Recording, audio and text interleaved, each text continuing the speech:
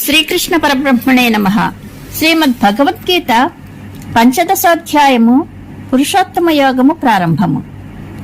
కర్మలు చేయువారి కర్మఫలము, జ్ఞానుల జ్ఞానఫలము నా అధీనంలోనివి. కనుక భక్తి యోగంతో ఎవరు నన్ను సేవిస్తారో వారు నా ప్రసాదం వలన జ్ఞానమును పొంది గుణాలను అతిక్రమించి మోక్షాన్ని పొందుతారు. మరి ఆత్మతత్వం సరిగా తెలిసిన వారి విషయం చెప్పడం ఎందుకు? కనుక భగవానుడు అర్జునుడు అడగకపోయినా ఆత్మతత్వం చెప్పగోరి ఊర్ధ్వమూలంతో మొదలుపెట్టి చెప్తున్నాడు. ఇక్కడ ముందుగా వైరాగ్య హేతువుగా వృక్షరూపకల్పనతో సంసార స్వరూపాన్ని వర్ణిస్తున్నాడు. సంసారంపై విరక్తి కలిగిన వానికే భగవత్తత్వం తెలుసుకోవడానికి అధికారం ఉంది, విరక్తి కలగని వానికి లేదు అని. శ్రీ భగవాను వాచ ఊర్ధ్వమూలమధశాఖమశ్వత్థం ప్రాహురవ్యయం ఛందాంసి యస్య పర్ణాని యస్తం వేద స వేదవేత్. శ్రీ భగవానుడు అంటున్నాడు, అవ్యయమని చెప్పబడే అశ్వత్థ వృక్షానికి వేరు పైన కొమ్మల క్రింద దాని ఆకులు వేదాలు, దానిని తెలిసినవాడు వేదం తెలిసినవాడు. అధశ్చోర్ధ్వం ప్రసృతాస్తస్య శాఖా గుణ ప్రవృద్ధా విషయ ప్రవాళాః అధశ్చ మూల్యాన్యనుసంతతాని కర్మానుబంధీని మనుష్యలోకే. గుణాల వల్ల వృద్ధి చెందిన దాని కొమ్మలు క్రింద పైన వ్యాపించి ఉన్నాయి. విషయాలు దాని చిగుళ్ళు. కర్మలతో పెనవేసుకున్న దాని వేళ్లు క్రింద మనుష్యలోకంలోకి ప్రవేశించి ఉన్నాయి. నరూపమస్యేహ తథోపలభ్యతే నాంతో నాదిర్న చ సంప్రతిష్ఠ అశ్వత్థమేనం సువిరూఢమూలమసంగ శస్త్రేణ దృఢేన చిత్వా. ఈ అశ్వత్థ వృక్షాన్ని ఇటువంటి రూపంతో చూడలేము. దీని తుది మొదలు నడుమ కూడా తెలుసుకోలేము. దీని వేరు చాలా గట్టిది. ఈ చెట్టును వైరాగ్యమనే బలమైన కత్తితో నరికి సంసార వృక్షాన్ని విత్తుతో సహా పెకిలించి తతః పదం తత్ పరిమార్గితవ్యం యస్మిన్ గతా న నివర్తంతి భూయః తమేవ చాద్యం పురుషం ప్రపద్యే యతః ప్రవృత్తి ప్రసృతా పురాణి. ఎవని నుండి సనాతన ప్రవృత్తి ప్రకటమవుతున్నదో ఆ ఆది పురుషుని శరణ చెందుతున్నాను అని ఆ పదమును అన్వేషించాలి. దానిని పొందిన వారు తిరిగి రారు. ఎటువంటి వారు ఆ పదమును చేరుకుంటారు అంటే నిర్మాణ మోహ జిత సంగ దోష అధ్యాత్మ నిత్య వినివృత్త కామాః ద్వంద్వైర్విముక్తాః సుఖదుఃఖ సంజ్ఞైః గచ్చంత్యమూఢాః పదమవ్యయం తత్. అహంకార మోహాలు లేనివారు, ఆసక్తి అనే దోషాన్ని జయించిన వారు, నిత్యము అధ్యాత్మ చింతన చేసేవారు, కోరికలు తొలగినవారు, సుఖదుఖాలనే ద్వంద్వముల నుండి ముక్తులైన వారు, మూఢులు కానివారు ఆ అవ్యయ పదమును చేరుకుంటారు. ఆ పదమును గురించి మళ్ళీ విశేషంగా చెప్తున్నాడు. న తత్భాసయతే సూర్యో న శశాంకో న పావకః యద్గత్వా న నివర్తంతే తద్ధామ పరమం మమ. ఆ స్థానాన్ని సూర్యుడు గాని, అగ్ని గాని, చంద్రుడు గాని ప్రకాశింపజేయడం లేదు. అది నా పరంధామము. దానిని చేరిన వారు తిరిగి రారు. అందుకు కారణం విను. మమైవాంసో జీవలోకే జీవభూతః సనాతనః మనః షష్ఠానేంద్రియాణి ప్రకృతిస్థాని కర్షతి. నా అంశయే జీవలోకంలో సనాతన జీవమై తమ తమ స్థానాలలో ఉన్న 5 ఇంద్రియాలను 6వ ఇంద్రియమైన మనస్సును ఆకర్షిస్తున్నది. ఎప్పుడు శరీరం యదవాప్నోతి యచ్చాప్యుత్క్రామతీశ్వరః గృహీత్వైతాని సంయాతి వాయుర్గంధాని వాసయాత్. జీవాత్మ శరీరం వదిలి వెళ్లేటప్పుడు, మరొక శరీరం పొందేటప్పుడు గాలి పూల నుండి వాసనలను తీసుకుని వెళ్ళినట్లు ఈ మనస్సును, ఇంద్రియాలను తీసుకుని వెళ్తుంది. మరి ఆ 6 ఇంద్రియాలు ఏవి అంటే శ్రోత్రం చక్షుః స్పర్శనం చ రసనం ఘ్రాణమేవ చ అధిష్ఠాయ మనశ్చాయం విషయానుపసేవతే. చెవి, కన్ను, చర్మము, నాలుక, ముక్కు, మనస్సు వీటిని అధిష్ఠించి జీవుడు విషయాలను అనుభవిస్తున్నాడు.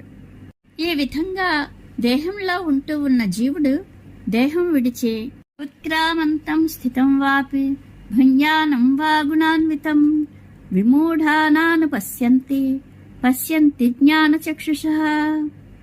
వెళ్తున్నప్పుడు గాని, ఉంటూ ఉన్నప్పుడు గాని, గుణాలతో కలిసి అనుభవిస్తున్నప్పుడు గాని మూఢులు చూడడం లేదు, జ్ఞానచక్షువులు కలవారు చూస్తారు. కొందరు మాత్రం యతంతో యోగినశ్చైవం పశ్యంత్యాత్మన్యవస్థితం యతంత్యోప్యకృతాత్మానో నైనం పశ్యంత్య చేతసః. ప్రయత్నం చేసే యోగులు తమ యందున్న దీనిని అంటే ఆత్మను చూస్తారు. ప్రయత్నం చేసినప్పటికీ సంస్కరింపబడని మనస్సు గల అవివేకులు దీనిని చూడరు. యదాదిత్యగతం తేజో జగద్భాసయతేఖిలం యచ్చంద్రమసి యచ్చాగ్నౌ తత్తేజో విద్ధి మామకం. సమస్త జగత్తును ప్రకాశింపచేస్తున్న సూర్యునిలోనూ చంద్రునిలోనూ అగ్నిలోనూ కాంతిలోనూ ఉన్న తేజస్సు నేనే అని తెలుసుకో. కామావిశ్య చ భూతాని ధారయామ్యహమోజసా పౌష్ణామి చౌషధిః సర్వాః సోమో భూత్వా రసాత్మకః. పృథివీయందు ప్రవేశించి జగత్తును నా బలంతో నిలుపుతున్నాను. రసాత్మకమైన సోముడనై ఓషధులకన్నిటికీ పుష్టి కలిగిస్తున్నాను. అంతేకాదు, అహం వైశ్వానరో భూత్వా ప్రాణినాం దేహమాశ్రితః ప్రాణాపాన సమాయుక్తః పచామ్యన్నం చతుర్విధం. నేను జఠరాగ్నిగా ప్రాణుల దేహంలో ఉంటూ ప్రాణ అపానములతో కలిసి 4 విధాలైన అన్నాన్ని పచనం చేస్తున్నాను. అంతేకాదు, సర్వస్య చాహం హృది సన్నివిష్టో మత్త స్మృతిర్జ్ఞానమపోహనం చ వేదైశ్చ సర్వైరహమేవ వేద్యో వేదాంత కృద్వేద విదేవ చాహం.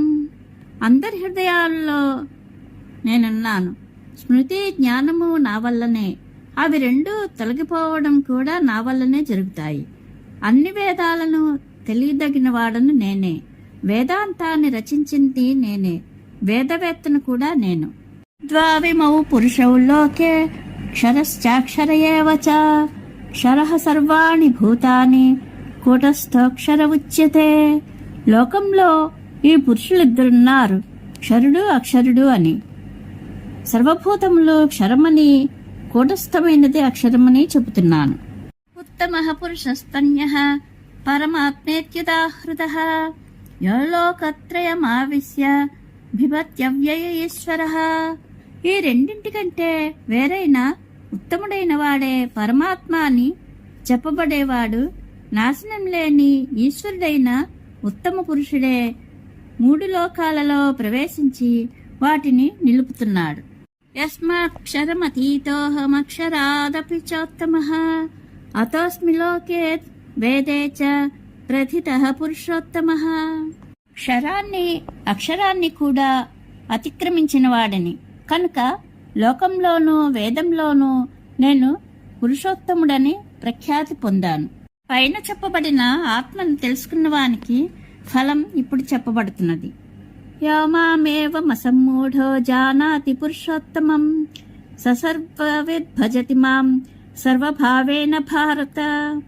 అర్జున, ఎవడు మోహము తొలగి నన్ను విధముగా పురుషోత్తమునిగా తెలుసుకుంటాడో ఆ సర్వజ్ఞుడు నన్ను సర్వాత్మభావంతో భజిస్తాడు.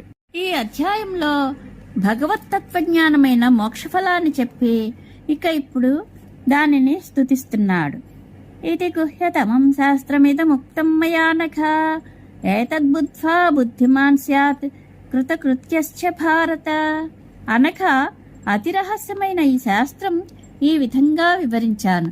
భారత, దీనిని తెలుసుకున్నవాడు బుద్ధిమంతుడవుతాడు, కృతకృత్యుడు కూడా. అర్జున, ఈ పరమార్థతత్వం నా వలన విన్నావు కనుక నీవు కృతార్థుడవు. ఇది వ్యాసభగవానుని శతసహస్ర సంహిత అయిన శ్రీ మహాభారతంలో, భీష్మపర్వంలో, ఉపనిషత్తులు, బ్రహ్మ విద్య, యోగశాస్త్రము, శ్రీకృష్ణార్జున సంవాదము అయిన భగవద్గీతల యందు పురుషోత్తమ యోగము అనే 15వ అధ్యాయము సంపూర్ణము. శ్రీకృష్ణానుగ్రహ ప్రాప్తిరస్తు. శుభం భూయాత్.